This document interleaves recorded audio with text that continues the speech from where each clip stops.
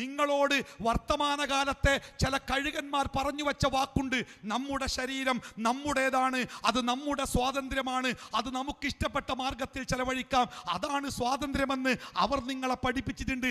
ഈ പഠിപ്പിച്ച ആളുകളുണ്ടല്ലോ, അവരുടെ ഓഫീസിലേക്കുള്ള യാത്രയിൽ ധൃതിപ്പെട്ടു പോകുമ്പോൾ നിങ്ങൾ അവരോട് ചോദിക്കുക, എന്തിനാ എത്ര ധൃതിപ്പെട്ടു പോകുന്നത്? അവർ പറയും, 8 മണിക്ക് ഓഫീസിൽ സൈൻ ചെയ്തില്ലെങ്കിൽ ശമ്പളം ഉണ്ടാവുകയില്ല. അതൊന്നും വേണ്ട, നമ്മുടെ ജോലിയല്ലേ, നമ്മുടെ ശരീരമല്ലേ, ഒരു 8:10 സൈൻ ചെയ്താൽ പോരെ, എന്തിനാ ധൃതിപ്പെട്ട് കഷ്ടപ്പെടുന്നത്? അത് പറ്റൂല, 8 മണിക്ക് ഒപ്പിട്ടിട്ടില്ലെങ്കിൽ ശമ്പളം ഉണ്ടാവുകയില്ല. 8 മണിക്ക് ഒപ്പിടണമെന്ന ആ നിയമം ജീവിതത്തിൽ കൃത്യമായി പാലിക്കുവാൻ വേണ്ടി അവരോടുകയാണ്.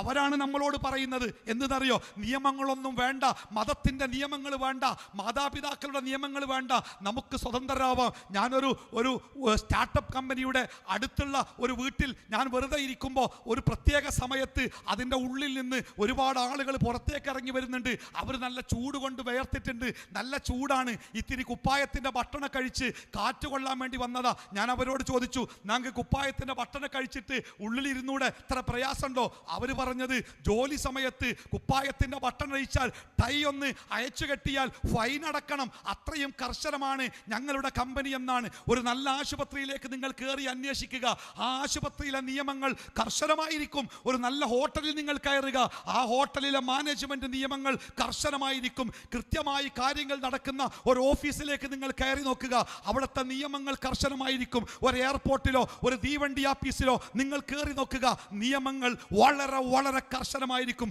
നിയമങ്ങളില്ലാതെ ഒരു കാര്യങ്ങളും മുന്നോട്ട് പോവുകയില്ല. അതുകൊണ്ട് ആരാണോ നിയമങ്ങളെ പൊളിക്കാൻ തീരുമാനിക്കുന്നത് അവർ ഗുണകാംക്ഷികളല്ല, അവർ വഞ്ചകന്മാരാണ്. ഒരു ലോകകപ്പ് ഫുട്ബോളിന്റെ ഫൈനൽ നടക്കുന്നു എന്ന് വിചാരിക്കുക, ഒരു ഭാഗത്ത് ബ്രസീലാണ്, മറുഭാഗത്ത് അർജന്റീനയാണ്. കളിക്കാർ 11 ഗ്രൗണ്ടിലേക്ക് വന്നു, കളി തുടങ്ങൂല.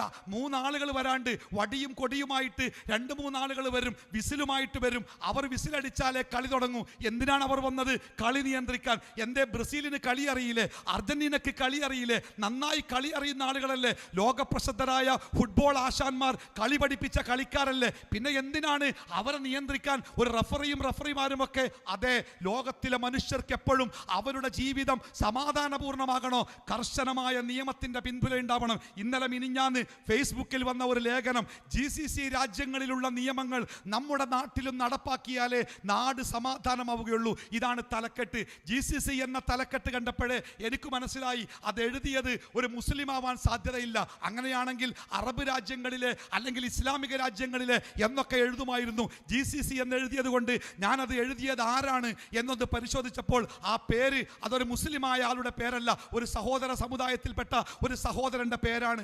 അദ്ദേഹം എഴുതിയത് ഗൾഫ് നാടുകളിലൊക്കെ വധശിക്ഷയ്ക്ക് ഒരാളെ കൊന്നുകളഞ്ഞാൽ തിരിച്ചയാളെ കൊല്ലുമെന്ന നിയമം കർശനമായി നടപ്പാക്കപ്പെടുന്നു. എന്നിട്ട് അതിന് താഴെ അദ്ദേഹം ഒരു വാർത്ത കൂടി കൊടുത്തിട്ടുണ്ട്.